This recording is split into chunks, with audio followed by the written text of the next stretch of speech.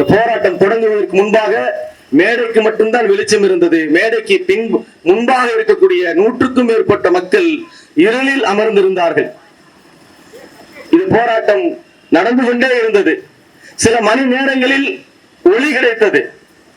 தாய்மார்களே, பெரியவர்களே, சில மணி நேரங்களில் கிடைத்த ஒளி உங்கள் முகத்தில் ஒரு பேர் ஒளியை காட்டுகிறது என்று சொன்னால், இந்த மண்ணிலே 2000 ஆண்டுகளாக இந்த சமூகம் இருளில் கிடந்து கிடக்கிறது. அந்த சமூகத்தை அரசியல் படுத்துகிற ஒரு போராட்டம் தான் தமிழ் புலிகள் நடத்துகிற போராட்டம் என்பதை இந்த இடத்துல பதிவு செய்ய கடமைப்பட்டிருக்கிறேன் தோழர்களே. வக்ஃபு வாரிய சட்டத்திற்கும் தமிழ் புலிகள் கட்சிக்கும் என்ன தொடர்பு? இவர்கள் ஏன் ரயிலை மறிக்கிறார்கள்? ரயில் நிலையத்தையே பதட்டம் செய்கிறார்கள், பதட்டப்படுத்துகிறார்கள். இவர்களே வீரியமான போராட்டங்களை முன்னெடுக்கிறார்கள் என்று சங் பரிவார்கள் கும்பல் கேள்வி கேட்டுக் கொண்டிருக்கிறார்கள். ஒரு புறம் இந்த வக்ஃபு வாரிய சட்டம் என்பது ஏறத்தாழ அது நீண்ட நெடிய வரலாறு. அதுக்கு 2 நிமிடமா பேசிட்டு போயிட முடியாது. சுருக்கமா 2 செய்தியை மட்டும் நாங்க சொல்ல கடமைப்பட்டிருக்கிறேன் தோழர்களே.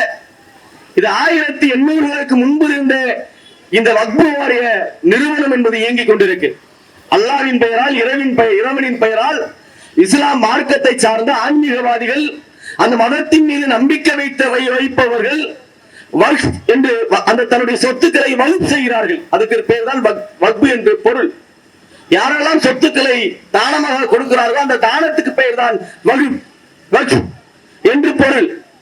அவர்கள் தானம் செய்த சொத்து ஏறத்தாழ இந்தியாவிலே இந்திய ராணுவத்துக்கு அடுத்தபடியாக அல்லது இங்க இருக்கக்கூடிய ரயில்வே துறைக்கு அடுத்தபடியாக இருக்கிறது என்று கருதுகிறார்கள். ஆக இந்த ஏராளமான சொத்துக்கள் இந்த இஸ்லாமிய பெருங்குடி மக்களுக்கு, இந்த நாடு முழுவதும் இருக்கக்கூடிய சொத்துக்கள் இங்க இருக்கக்கூடிய சங் பரிவார கும்பலுக்கு நீண்ட நெடுங்கலமாக அவர்கள் கன்றை உறுத்திக் கொண்டிருக்கிறது. ஏற்கனவே இந்த இஸ்லாமிய பெருங்குடி மக்களை நாடற்றவர்களாக மாற்ற துடிக்கிற இந்த சங் பரிவார கும்பல் இந்த மக்கள் மீது குடியுரிமை திருத்த சட்டத்தை போட்டு இந்த மக்கள் மீது இந்த மக்களுக்கு உடைய உரிமை சட்டான அந்த முத்தலாக் தடை சட்டம் என்கிற அந்த சட்டத்தை இவர்கள் மீது திணித்து இவர்கள் மீது தொடர்ந்து பல்வேறு சட்டங்களை போட்டு இந்த மக்களை நாடற்றவர்களாக மாற்ற துடிக்கிற இந்த மோடி சங் பரிவார கும்பல் ஒன்றிய அரசு இந்த மக்களின் சொத்துக்களை பறித்து இவர்களை நாடற்றவர்களாக மாற்ற வேண்டும் என்பதற்காக கொண்டு வரப்பட்ட சட்டம் தான் இந்த புதிய திருத்த சட்டம். இந்த சட்டத்தில் ஏறத்தாழ 40 இடங்களிலே அவர்கள் திருத்தம் செய்திருக்கிறார்கள். அதுல 2 முக்கியமான செய்தி. ஒன்று, இந்த வக்ஃப் கவுன்சிலுக்கு தலைவராக இருக்க வேண்டும் என்று சொன்னால் அது ஒரு இஸ்லாமியராக இருக்க வேண்டும் என்பது அந்த சட்டத்தின் விதி. அதை அவர்கள் திருத்தம் செய்திருக்கிறார்கள், அதை அவர்கள் படுகொலை செய்திருக்கிறார்கள். அந்த வக்ஃப் கவுன்சிலுக்கு யார் வேண்டுமானாலும் தலைவராகலாம். அந்த தலைவரை தேர்ந்தெடுக்கிற அதிகாரம் அரசுக்கும் அந்த அதிகாரத்தை வழங்கி இருக்கிறார்கள். அரசு என்று சொன்னால் ஆளுகிற அரசு RSS காரராக இருந்தால், பாரதிய ஜனதாக்காரராக இருந்தால் அந்த வக்ஃப் கவுன்சிலுக்கு யாரை தலைவராக்குவான்? ஆளுநர் ரவியை கூட கொண்டு வருவான், அல்லது அர்ஜுன் சம்பத் போன்றவர்களை கூட கொண்டு வருவான், அல்லது RSS சிந்தனை பிடித்த பாசிச சக்திகளை வக்ஃப் வாரிய சொத்துக்களுடைய அந்த கவுன்சிலுக்கு தலைவராக அவன் கொண்டு வருகிற ஒரு தொடக்கம் தான் இந்த திருத்தம் என்பதை இந்த இடத்தில் பதிவு செய்ய கடமைப்பட்டிருக்கிறேன் தோழர்களே. இந்த சட்டத்திலே அவர்கள் இதிலும் மாநில உரிமையை பறித்திருக்கிறார்கள். இந்த கணக்கு தணிக்கை செய்கிற அதிகாரம் மாநிலத்துக்கு இருந்தது, ஒவ்வொரு மாநிலத்துக்கும் இருந்தது இதுவரை. ஆனால் அந்த அதிகாரத்தில் மாநிலத்துக்கு இனி எந்த அதிகாரமும் இல்லை, அது ஒன்றிய அரசுக்கு தான் இருக்கிறது என்று அந்த சட்டத்தில் அவர்கள் திருத்தம் செய்திருக்கிறார்கள். இந்த சட்டத்தை தான் இந்திய வரலாற்றிலே இரவு விடிய அவர்கள் விவாதம் செய்து ஏறத்தாழ 12 மணி நேரத்துக்கு மேலாக இரவு 2 மணி நேரத்தில் இரவு 2 மணிக்கு இந்த சட்டத்தை அமல்படுத்தி இருக்கிறார்கள். அதன் பிறகு இன்னொரு சட்டம், நல்லுறவில் அமல்படுத்த சட்டம், அதுதான் மணிப்பூர் மசோதா. மணிப்பூரில் என்ன நடந்து கொண்டிருக்கிறது? 2 ஆண்டுகளாக அங்கே பழங்குடி மக்கள் மீது இந்த சங் பரிவார கும்பல், RSS கும்பல் இனப்படுகொலை செய்து கொண்டிருக்கிறது. ஆனால் அந்த 2 ஆண்டுகளுக்கு மேலாக இனப்படுகொலை செய்த அந்த நிகழ்வு இஸ்லாமிய அங்க இருக்கக்கூடிய பழங்குடி பெண்களை நிர்வாணமாக வீதியிலே நிர்வாணமாக அழைத்து வந்து படுகொலை செய்தார்கள். இந்த உலகமே நாடே வியந்து மிகவும் கண்டித்தது, வெட்கக்கேடாக தலை குனிந்தது. அப்படிப்பட்ட 2 ஆண்டுகள் நடந்த அந்த இனப்படுகொலை விவகாரத்தை இந்திய நாடாளுமன்றத்தில் ஒன்றிய அரசு வெறும் 40 நிமிடம் மட்டும்தான் விவாதம் செய்திருக்கிறது, திடீரென விவாதம் செய்திருக்கிறது, முன்கூட்டி அறிவிப்பு செய்யவில்லை. இன்றைக்கு மணிப்பூர் தொடர்பான விவாதம் என்று எந்த அறிவிப்பும் செய்யவில்லை. திடீரென அறிவிப்பு செய்து 40 நிமிடம், அதுவும் நள்ளிரவிலே விடிய காலையிலே அந்த மணிப்பூர் மசோதாவை அவர்கள் கொண்டு வந்திருக்கிறார்கள். ஏன் சொல்கிறேன் என்று சொன்னால், இவர்கள் பட்டப்பகலிலே ஒரு சட்டத்தை, இப்படிப்பட்ட சட்டத்தை கொண்டு வருவதற்கு இந்த மோடி கும்பலுக்கு நெஞ்சிலே துணிவில்லை. அதனால் நள்ளிரவிலே இஸ்லாமியர்கள் மீதான இந்த சட்டத்தை இவர்கள் திணித்திருக்கிறார்கள். நாடு முழுவதும் இருக்கக்கூடிய இஸ்லாமியின் சொத்துக்களை நள்ளிரவிலே கொள்ளையடித்திருக்கிறார்கள் இந்த நரேந்திர மோடி கும்பல் என்பதை இந்த இடத்திலே தமிழ் புலிகள் சுட்டி காட்டுவதற்கு தான் இந்த போராட்டம் என்பதை இந்த இடத்தில் பதிவு செய்ய கடமைப்பட்டிருக்கிறது. இன்றைக்கு வன்கொடுமை தடுப்பு சட்டத்தை சொன்னார்கள். வன்கொடுமை தடுப்பு சட்டம் புரட்சியாளர் அம்பேத்கர் அவர்கள் 10,000 ஆண்டுகளாக ஒடுக்கப்பட்ட இந்த கோடான கோடி தாழ்த்தப்பட்ட மக்களுக்கு, நிராயுதபாணியாக இருக்கக்கூடிய மக்களுக்கு ஒரு ஆயுதம் கொடுத்திருக்கிறார் என்று சொன்னால் அந்த ஆயுதம் தான் வன்கொடுமை தடுப்பு சட்டம். ஆளுநர் எப்படி தமிழ்நாடு சட்டமன்றம் நிறைவேற்றுகிற தீர்மானங்களை எல்லாம் எப்படி கிடப்பில் போட்டாரோ அப்படித்தான் தமிழ்நாட்டு மட்டுமல்ல இந்தியாவில் முழுவதும், அதுவும் தமிழ்நாட்டில் பல காவல் நிலையங்கள்ல அந்த வன்கொடுமை தடுப்பு சட்டத்தை இங்க இருக்கக்கூடிய காவல்துறை அதிகாரிகள் கிடப்பில் போட்டு வைத்திருக்கிறார்கள். இதுதான் தமிழ் புலிகள் வைக்கிற குற்றச்சாட்டு. கிடப்பில் போட்டு வைத்திருக்கிறார்கள், உயிரோட்டமே இல்லாமல் செய்திருக்கிறார்கள். வன்கொடுமை தடுப்பு சட்டத்தை உயிரோட்டமே இல்லாமல் செய்திருக்கிறார்கள். நான் சட்டமன்ற உறுப்பினரா, என்னுடைய தொகுதியிலே வன்கொடுமை தடுப்பு சட்டம் எந்த வழக்கும் போடக்கூடாது. போட்டால் அந்த காவல் அதிகாரி பணிமாற்றம் செய்யப்படுவார்.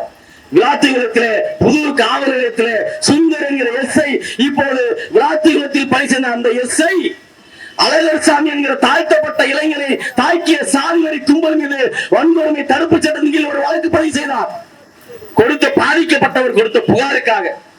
ஆனால் அந்த எஸ்ஐ சுந்தர் அவர்கள் இப்போது எங்க இருக்கிறார்? தண்ணி இல்லாத காட்டில் இருக்கிறார். அதற்கு யார் காரணம்? விளாத்திகுளம் சட்டமன்ற உறுப்பினர் காரணம். அதைத்தான் தமிழ் புலிகள் சுட்டி காட்டுகிறோம் தோழர்களே. இப்படி நாடு முழுவதும் இங்க என்ன நடக்குது? இங்க இருக்கக்கூடிய தம்பி புகழேந்தி யார் என்று தெரியும், அவன் தாழ்த்தப்பட்டவன் தான் என்று தெரியும், அவன் என்ன சாதிக்காரன் என்றுதான் தெரியும், அதுவும் அவன் தமிழ் புலிகள் கட்சியினுடைய பொறுப்பாளர் என்று தெரியும். தெரிந்தே சாதி வரி கும்பல் அவன் மீது தாக்குதல் நடத்தி இருக்கிறார்கள். ஆனால் காவல்துறை சொல்கிறது இது தனிப்பட்ட பகை, இதற்கு நாங்கள் வன்கொடுமை தடுப்பு சட்டத்தில் வாழ்க்கை போட முடியாது என்று சொல்கிறது. ஆனால் வன்கொடுமை தடுப்பு சட்ட பிரி என்ன சொல்கிறது என்று சொன்னால், ஒரு தாழ்த்தப்பட்ட சாதிக்காரனை வேறு உயர் சாதிக்காரன் எவனாவது அடித்தான் என்று சொன்னால் அது அவன் சாதியை சொல்லி பேரை சொல்லி திட்டாவிட்டாலும் அவன் மீது ஒரு இழப்பை ஏற்படுத்துகிறான் என்று சொன்னால், அவன் சொத்துக்களை அபகரிக்கிறான் என்று சொன்னால், அவனை காயப்படுத்துகிறார் என்று சொன்னால், அவனை அவமானப்படுத்துகிறார் என்று சொன்னால், அவனை இழிவு செய்கிறான் என்று சொன்னால் அவன் மீது வன்கொடுமை தடுப்பு சட்டம் போட வேண்டும் என்று அந்த வன்கொடுமை தடுப்பு சட்ட பிரிவுகள் சொல்லுகிறது. ஆனால் அந்த சட்டத்தை பதிவு செய்வதற்கு இங்க இருக்கக்கூடிய ராமநாதபுரம் காவல்துறைக்கு முதுகெலும்பில்லாத காரணத்தினால் பல உயர் அதிகாரிகளை சந்தித்து தொடர்ந்து முறையிட்டுக் கொண்டே இருக்கிறோம். ஏதாவது ஒரு உயர் அதிகாரி நியாயம் நமக்கு கொடுப்பாரா, அல்லது இவராவது நமக்கு ஒரு மனிதநேயத்தோடு நடந்து கொள்வாரா, அல்லது அந்த உயர் அதிகாராவது இதற்கு ஒரு தீர்வு சொல்வாரா என்று பல அதிகாரிகளிடத்தில் தமிழ் புலிகள் கோரிக்கை வைத்தோம். தென்மண்டல ஐஜியை சந்தித்தோம். ஐஜி அலுவலகத்தில் இதற்கு வன்கொடுமை தடுப்பு சட்டம் போட வேண்டும் என்று அவர்கள் அறிவுறுத்தப்பட்டிருக்கிறார்கள். ஐஜி தென்மண்டல ஐஜி அறிவுறுத்தியும் வன்கொடுமை தடுப்பு சட்டம் போடப்படவில்லை என்று சொன்னால் நான் கேட்கிறேன், பகிரங்கமாக கேட்கிறேன், இங்கே தென்மண்டல ஐஜி அதிகாரம் படைத்தவரா அல்லது ராமநாதபுரம் காவல்துறை ஆய்வாளர் அதிகாரம் படைத்தவரா? எண்ணி பார்க்க வேண்டும். யாரு முடிவு செய்யறா?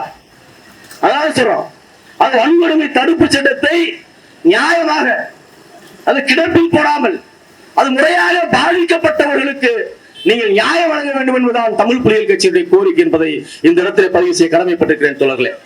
நம்முடைய தமிழ்நாடு முதல்வர்கள் அகில இந்திய அளவிலே இங்க இருக்கக்கூடிய சங் பரிவார கும்பலின் கண்ணில் விரலை விட்டு ஆட்டிக் கொண்டிருக்கிறார். அமித்ஷாவா நரேந்திர மோடியா? வா ஒரு கை பார்ப்போம். இந்த நாட்டிலே மாநில உரிமையை காக்கிற மாநில உரிமையின் முகமாக தமிழ்நாடு இருக்கும். அது அகில இந்தியாவுக்கு வழிகாட்டும் என்று நம்முடைய முதல்வர் மிக துணிச்சலாக இந்த சங் பரிவார கும்பலுக்கு எச்சரிக்கை விடுக்கிறார்.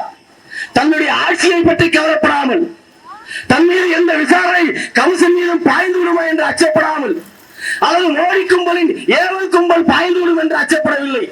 மிக துணிச்சலாக முத்தமிழறிஞர் தலைவர் கலைஞரின் மகனாக, தந்தை பெரியாரின் பேரனாக, பேரறிஞர் அண்ணாவின் மாணவனாக ஐயா ஸ்டாலின் அவர்கள் மிக துணிச்சலாக இங்கு இருக்கக்கூடிய மதவாதிகளின் கண்ணில் விரலை விட்டு ஆட்டுகிறார்.